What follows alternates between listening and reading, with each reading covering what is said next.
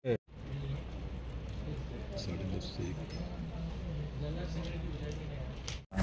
के general secretary मेरे बड़े भाई मिराज सिद्दीकी साहब, मुस्लिम नुमाइंदा काउंसिल के सभी मंच पर उपस्थित सभी जिम्मेदारान भाई और बहनों, मैं सबसे पहले शुक्रिया अदा करता हूं कि मुझे आपसे बातचीत करने के लिए यहाँ पर बुलाया गया है।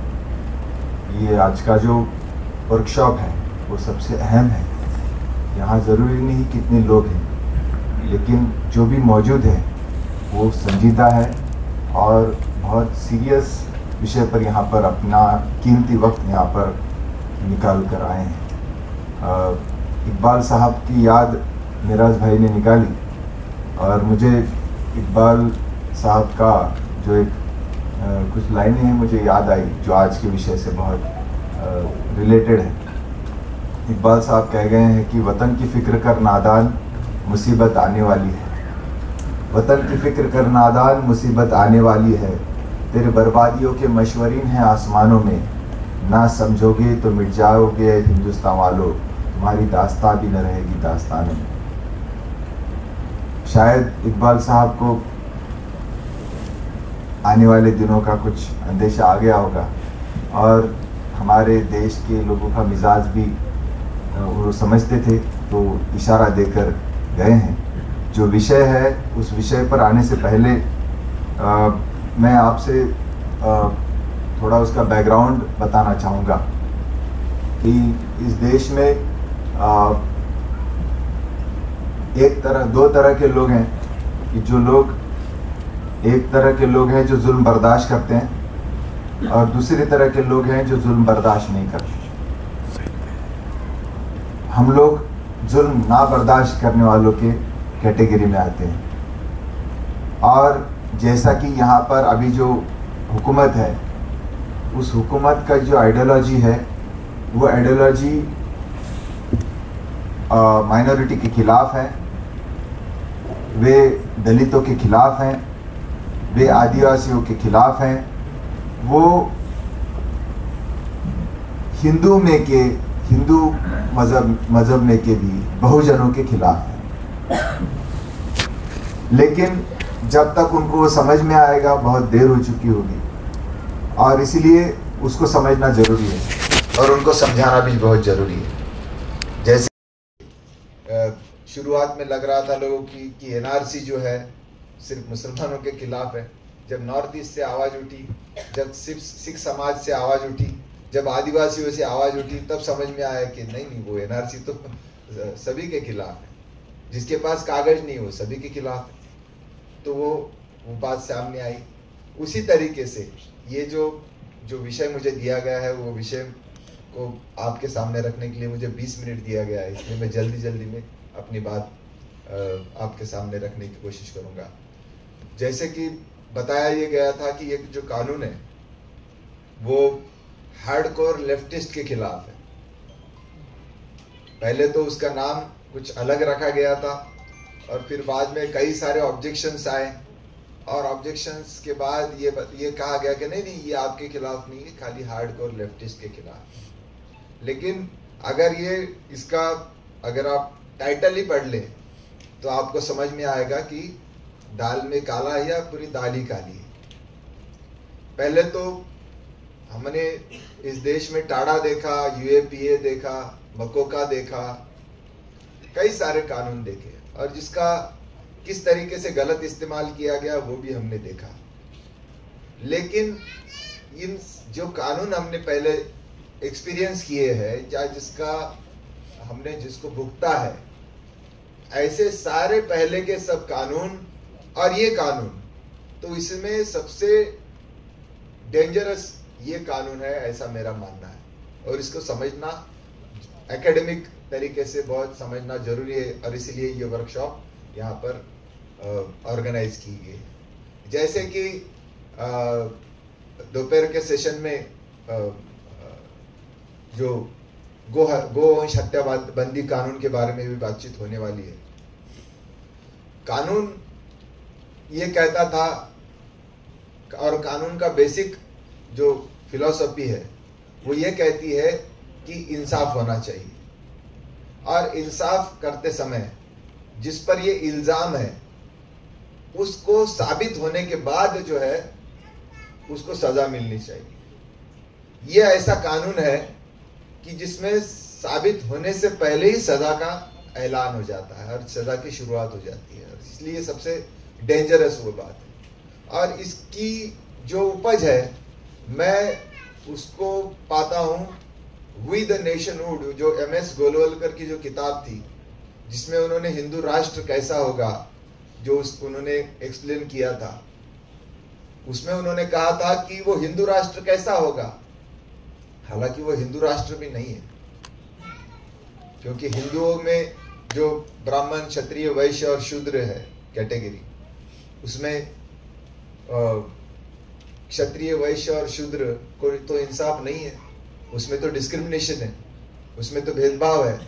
और इसीलिए ये हिंदू राष्ट्र नहीं, सही मायने में ब्राह्मणी राष्ट्र होगा। और इसीलिए मैं हमारे सभी दोस्तों से ये गुजारिश करता रहता हूं कि अभी जरा हमने लैंग्वेज भी, हमारी शब्दावली भी चेंज करनी, राष्ट्र होगा तो मेरे मानने में वो ब्राह्मणी राष्ट्र होगा, तो इसको थोड़ा सा चेंज करना चाहिए।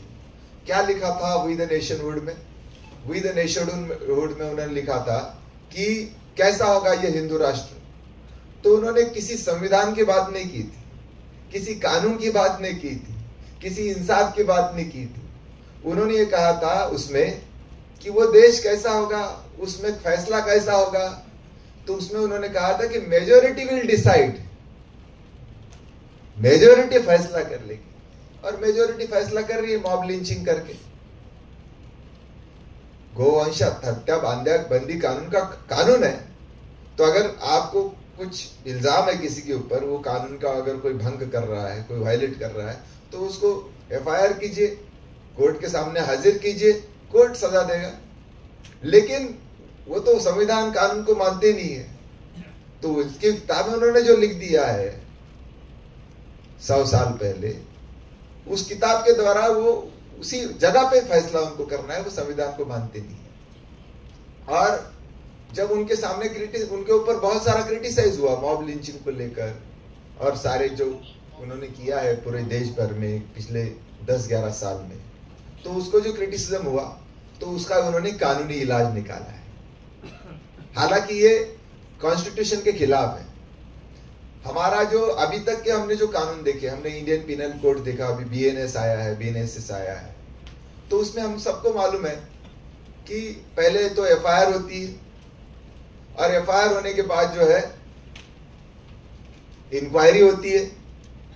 अगर कॉग्निजेबल ऑफेंस होगा तो अरेस्ट होगी, और नॉन कॉग्निजेबल अरेस्ट होगा तो अरेस्ट नहीं होगी। बेलेबल ऑफेंस होगा तो बेल तुरंत हो जाएगी, नॉन बेलेबल ऑफेंस होगा तो बेल थोड़ी सी बाद में हो जाएगी। कैसा क्राइम है, एविडेंस कैसा है, और उसको छोड़ना मुनासिब है या नहीं है, वो अदालत तय करती है, और उसके मुताबिक बेल होना या नहीं होना उसका ऊपर फैसला होता है। और कई सारे मामले में 302 के केस में भी, और कई सारे सीरियस ऑफेंसेस में भी, अगर एविडेंस नहीं होगा, अगर उसके बारे में कुछ साक्ष्य पुरावा नहीं होगा, तो अदालत जो है ऐसे संगीन जुल्म में भी और संगीन आरोप में भी बेल कराती है। लेकिन बेसिक जो कंसेप्ट है कानून का वो ये है कि पहले इल्जाम लगाइए, उसका नाम हम FIR देते हैं। FIR भी है तो फर्स्ट इंफॉर्मेशन रिपोर्ट है, पहली खबर है वो कोई साबित होना तो नहीं होना वो बात की बात है, और बाद में उसका सजा होना नहीं होना वो बात की बात है, लेकिन वो FIR है। और उसके बाद भी चार्जशीट होती है, और चार्जशीट में भी अगर पुलिस को अगर कोई सबूत ही नहीं मिलते तो बी समरी भी करते हैं, और बी समरी करके कहते हैं कि अभी हमारे कोई ये नहीं है, सबूत ही नहीं मिला, और इसीलिए वो केस चलता भी नहीं, खत्म हो जाता है वहीं पर। उसको भी चैलेंज कर सकता है कंप्लेनेंट। लेकिन ये हो गया हमारा एक जिसको नेचुरल जस्टिस कहा जाता था, नैसर्गिक न्याय कहा जाता था। वो नैसर्गिक या नेचुरल जस्टिस जो है, इसके खिलाफ ये कानून है। अब इसका जो टाइटल है वो ये है कि हार्डकोर लेफ्टिस्ट या व्यक्ती और संघटना यांच्या विवक्षित बेकायदेशीर कृत्यांना प्रभावितपणे प्रतिबंधित करण्यासाठी व तत्संबंधित और तदनुषंगिक बाबी करता तरतूद करण्यासाठीचा विधेयक। अब इसमें जो टाइटल है वही टाइटल बहुत सीरियस है। टाइटल ही बहुत कुछ बात बोलता है। शुरू में तो कहा गया उन्होंने कि भाई ये हार्डकोर लेफ्टिस्ट के बारे में ही है, लेकिन उसके बाद की जो है इनको मदद करने वाले और इनके साथ जुड़े हुए और इन जैसे संगठन। अब इन जैसे में क्या बात आई, हाल ही में मैं एक मिसाल आपको, थोड़ा सा कानूनी शब्दावली है तो थोड़ा पेचीदा भी बात होती है, लेकिन उसको इजी करके बताने की कोशिश करता हूं। हाल ही में आपने सुना होगा अभी मराठी के कंपल्सन के विषय में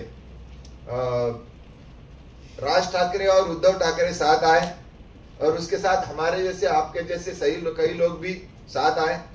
हालांकि हिंदी हम बोलते हैं, हिंदी बोलने में कोई वो नहीं है और यहाँ पर महाराष्ट्र में मराठवाड़ा में हम बोलते भी हैं, लेकिन जब वो बात आई तब उसके बाद जो विरोध हुआ तब मुख्यमंत्री देवेंद्र फडणवीस की तरफ से एक स्टेटमेंट आया और उन्होंने कहा कि अगर आप राज ठाकरे अगर आप अर्बन नक्सलियों की भाषा बोलेंगे तो कानून अपना काम करेगा।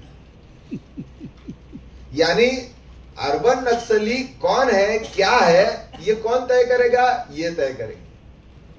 और अब आगे हम डेफिनेशन पढ़ने वाले हैं, आपको यह समझ में आएगा कि ये जिस पे भी उंगली रखेंगे, जिसकी तरफ भी इशारा करेंगे, उसको अर्बन नक्सली कहेंगे। उन्होंने जो स्कोप है, उसका जो दायरा है, उसको काफी ब्रॉडर रखा है। जिसको भी बोल देंगे वो अर्बन नक्सली। अब नक्सली की बात जब आती है तब नक्सली कौन, जो बंदूक उठाया वो। नक्सली कौन, जिसका लोकशाही पे विश्वास नहीं है वो। नक्सली कौन, जो इलेक्शन नहीं लड़ता है वो। नक्सली कौन, जो हिंसा करता है वो। ऐसा एक सिंपल लैंग्वेज में उसका डेफिनेशन है और उसका तरीका है। लेकिन जो नक्सली है वो तो जंगल में रहते हैं और इसलिए अब वो कह रहे हैं कि वो खत्म भी होते आ रहे हैं। वो कह रहे हैं कि अभी वो शहर में आ गए। तो उनको तो आरटीआई में ऐसा पूछा भी गया, होम मिनिस्ट्री को, जो होम मिनिस्ट्री अमित शाह के पास है, उनको ये पूछा भी गया कि अर्बन नक्सली का क्या डेफिनेशन है, बताइए कौन है अर्बन नक्सली। तो आरटीआई में उन्होंने जवाब दे दिया कि अर्बन नक्सली नाम की कोई कंसेप्ट हमारे पास कानून में नहीं है और हमारे पास ऐसा कोई रिकॉर्ड नहीं है जिसको हम अर्बन नक्सली बता सके और उसका कोई एक्सप्लेन कर सके। और आप ये पूरा कानून पढ़ लें तो इसमें इसमें भी अर्बन नक्सली ऐसा कोई शब्द है ही नहीं। अरे है ही नहीं, बिल्कुल नहीं है। लेकिन जो आखिरी लेटर है, प्रस्तावना है, जो कानून का एरिया है ही नहीं, कानून का हिस्सा है ही नहीं, वो है मुख्यमंत्री देवेंद्र फडणवीस की प्रस्तावना। और उसमें उसका और कानून का कोई संबंध नहीं है। उसमें उन्होंने अर्बन नक्सली का जिक्र किया है। तो ये शॉर्ट में ये ऐसा ही कानून है जिसके तहत लोगों को डराना चाहते हैं और जिसकी तुलना अंग्रेजों के रॉयलेट एक्ट के साथ की जा रही है, जिसकी तुलना अंग्रेजों ने जो पब्लिक सेफ्टी बिल लाया था और ट्रेड डिस्प्यूट बिल लाया था उसके लिए किया जा रही है, और जिसका विरोध भगत सिंह, सुखदेव, राजगुरु, अशफाकुल्लाह खान, राम प्रसाद बिस्मिल ने किया था। उस समय भी लोग जो है अपने मसाइलात के लिए आंदोलन कर रहे थे, जो अंग्रेजों को उनका डर था और इसीलिए उन्होंने वो कानून लाया। अब जैसे कि मैंने आपको बताया कि इसका जो टाइटल है वो कई सारी बातें बोलता है और इसके साथ उसमें जो किसी भी कानून का जो सेक्शन 2 होता है वो उसमें डेफिनेशंस होती है। और डेफिनेशंस में अगर आप देखेंगे तो उसमें एक सल्लागार मंडल का एक डेफिनेशन है। उसमें कहा गया है कि कलम 5 के तहत जो सल्लागार मंडल, जो एडवाइजरी कमेटी जो सरकार निर्धारित करेगी, उसको एडवाइजरी बोर्ड कहा गया था, मंडल कहा जाएगा। कौन है ये एडवाइजरी मंडल? ये एडवाइजरी मंडल वो होगा जिनको हाईकोर्ट जज बनना है, या जो हाईकोर्ट जज बनकर या जज बनकर रिटायर हो चुके हैं। और दो ऐसे तबके हैं, दो ऐसे शख्स हैं, एक को जिसको अंदर जाना है और एक ऐसा है जो अंदर जाके बाहर आ चुका है। अब जो अंदर जिसको जाना है उसको तो अंदर जाने के लिए खुश करना है, नाराज तो कर नहीं सकता। और जो अंदर जाके बाहर आया है, जो आज हमारे शहर में एक उसमें से एक शख्स मौजूद है जिनका स्पीच कल हुआ है शायद लॉ कॉलेज में, और जिनको जो है ख्वाब में भगवान आए और फिर उन्होंने जजमेंट दे दिया, वो है। और तो ये दोनों तबके जो है वो सरकार के खिलाफ बात करेंगे क्या, ये सबसे बड़ा अहम सवाल है। और हम सब लोग एक्सपीरियंस कर रहे हैं।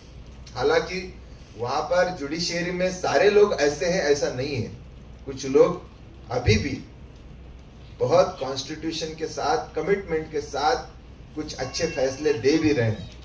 लेकिन परसों ही एक मोहतरमा का अपॉइंटमेंट हुआ और वो उनकी प्रवक्ता रही हैं। हालांकि ऐसा नहीं होता, ऐसा करना ठीक नहीं होता कि जो किसी पॉलिटिकल पार्टी के साथ ओपनली जुड़ा हुआ है वो न्याय कैसा करेगा। तो वो भी हो रहा है, और इसीलिए सल्लागार मंडल कैसा होगा मैंने आपको बता दिया है। आगे बढ़ेंगे। आगे है संगठना का डेफिनेशन। एक उससे पहले अधिसूचना का डेफिनेशन है, यानी नोटिफिकेशन।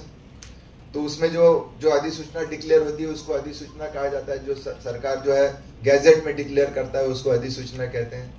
और तीसरी जो उसके आगे की जो डेफिनेशन है संगठना की डेफिनेशन सबसे अहम है, उसको समझना जरूरी है।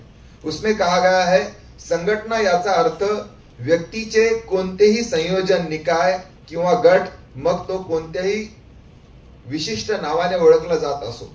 अब ये बहुत मैंने आपको बताया कि वो इन्होंने तो कहा कि हार्डकोर लेफ्टिस्ट कोणत्याही नावाने ओळखलं जात असो, गट असो, कोणत्याही नावाने ओळखत असो।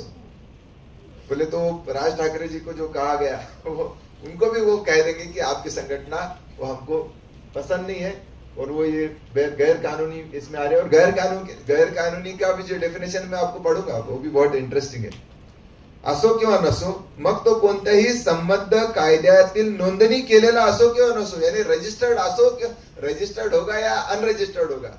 यानी माने तो हम 4 लोग एक जगह आ गए, हमने कुछ एक्टिविटी शुरू कर दी, तो उसको भी वो संगठन बोल देंगे। उनको पसंद नहीं आया, उनको लगा कि सरकार के खिलाफ है, तो इसको बोल देंगे कि ये संगठन है, वही नाम दे देंगे। और हालांकि हम लोग कुछ अगर संगठन कुछ एक आधा ग्रुप बनाते हैं, कुछ काम शुरू करते हैं, तो हम संगठन बनाते हैं और उसका नाम भी देते हैं, कुछ अच्छा सा नाम देते हैं, उसके कुछ अच्छे अपने ऑब्जेक्ट भी होते हैं, तो वो उसको भी कहेंगे। आणि कोणत्याही लिखित घटनेद्वारे अथवा नियमन केलेले असो किंवा नसो असा आहे। कोई उनकी कॉन्स्टिट्यूशन रहो या ना रहो, कुछ उनका नियमन उन्होंने किया हो या ना हो, उसको सबको संगठन कहेंगे। वो चाहे जिसको संगठन कह देंगे और चाहे जिसको छोड़ देंगे, चाहे जिसको नहीं छोड़ेंगे। हालांकि वो खुद एक्सपीरियंस कर चुके हैं, क्योंकि आरएसएस पे बयान आ चुका था और आरएसएस ने वो एक्सपीरियंस किया है, इसलिए खुद जो भुगत चुके हैं, तो वो आपको उसमें से छूट नहीं देना चाहते हैं। इसलिए सारे रास्ते बंद करना चाह रहे हैं, और इसलिए उन्होंने वो किया है। बेकायदेशीर कृत्य जो है उसकी डेफिनेशन भी बहुत इंटरेस्टिंग है। उसमें उन्होंने कहा है कि बेकायदेशीर कृत्य याचा अर्थ एखाद्या व्यक्तीने किंवा संघटनेने केलेले, यानी इंडिविजुअल भी। आप संगठन अगर कहते हैं तो संगठन तो 2-4 लोगों का होगा, 2 से ज्यादा लोगों का होगा कम से कम। तो यहाँ पर इंडिविजुअल को भी पकड़ना चाहते हैं। कई सारे हमारे जो है पर्यावरण प्रेमी है, जैसे हमारे मेधा पाटकर जी हैं, कैसे हमारे तिस्टा सिटलवाड़ है, कई सारे हमारे इरफान इंजीनियर जी है, कई सारे लोग हैं, कई पत्रकार है, हमारे अजीत अंजुम जी है, जो अभी जिन्होंने SIR का जो पूरा पर्दाफाश कर दिया। ऐसे कई सारे इंडिविजुअल्स जो है, जो व्यक्ति बोल के काम करते हैं या संगठन बोल के काम करते हैं, वो उनको भी इस दायरे में लाना चाहते हैं, और कई सारे एनजीओ जो है वो उसको भी इस दायरे में लाना चाहते हैं, इसलिए व्यक्ति पर भी कार्रवाई करेंगे। जे सार्वजनिक सुव्यवस्था, शांतता व प्रशांतता यास धोका किंवा संकट निर्माण करते असे, किंवा जे सार्वजनिक सुव्यवस्थेमध्ये हस्तक्षेप करते किंवा ज्यांचा हस्तक्षेप करण्याकडे कल आहे असा, यानी अपने को अगर आपने कुछ दिल में भी लाया है या नहीं भी लाया है, अब समझो हम यहाँ पर हॉल में बैठे, हम क्या बातचीत कर रहे हैं? हम यहाँ पर बातचीत करने वाले कानून के बारे में, हम लोग यहाँ पर बातचीत करने वाले देश की तरक्की के बारे में, हम लोग यहाँ पे बातचीत करने वाले रोजगार के बारे में, हम लोग बातचीत करने वाले शिक्षा के बारे में। तो ये बोलेंगे नहीं नहीं नहीं, आपके दिल में आ गया और ये हमको मालूम पड़ गया, और ऐसा होगा कि आप ये हॉल से निकल के जो है तो आप जो है अशांतता फैलाने वाले हो, तो आप ये कानून के दायरे में आ गए। और आगे का जो वर्ड है वो सबसे ज्यादा डेंजरस है कि कल आहे असा, यानी you are inclined to disturb the peace of the society, you are inclined. आपको कैसे मालूम पड़ा भाई? तो नहीं, हमने सोच लिया कि आपका ये जो आपका उधर झुकाव है तो वो तय कर लेंगे, वो बहुत डेंजरस है। जे न्यायदानात किंवा विधी द्वारा स्थापित संस्थांमध्ये व कर्मचारी वर्गामध्ये हस्तक्षेप करते किंवा ज्याचा हस्तक्षेप करण्याकडे कल आहे असा। अब कई सारे सरकारी ऑफिसेस हैं, अभी अपने कमिश्नर साहब बुलडोजर लेके घूमे हैं, तो वो जो इलीगलिटी कर रहे हैं उसके ऊपर हम लोग उंगली उठा रहे हैं कि भाई आप ये जो कर रहे हैं गैर कानूनी कर रहे हैं। तो अगर आप उनके खिलाफ बात भी करेंगे या किसी सरकारी ऑफिस में कुछ करप्शन हो रहा है और आपके ऊपर कुछ जाति हो गई है कि आपके ऊपर कोई अन्याय हुआ है, तो उसके ऊपर बात भी करेंगे तो वो भी इसमें आ गया। आपको फिर से पढ़ के बताता हूं, जे न्यायदानात किंवा विधी द्वारे स्थापित संस्थांमध्ये व कर्मचारी वर्गामध्ये हस्तक्षेप करते किंवा हस्तक्षेप करण्याकडे कल आहे।